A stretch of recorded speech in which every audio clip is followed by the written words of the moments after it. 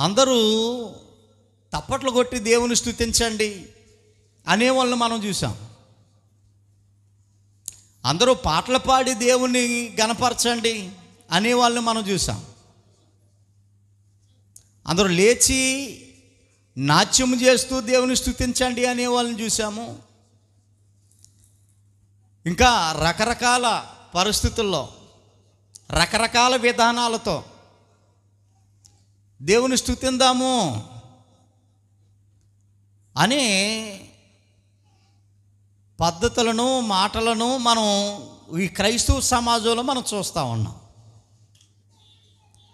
కానీ ఇక్కడ చదవబడినటువంటి వాక్యము మనిషి యొక్క కోపము దేవుణ్ణి స్తుతిస్తుంది అనేది మొత్తం ఇప్పటి వరకు చెప్పుకునేటువంటి విధానాలకి వ్యతిరేకంగా, లేకపోతే కొత్తగా మనల్ని ఆలోచింపజేసే విధంగా ఇక్కడ మనం చూస్తూ ఉన్నాం.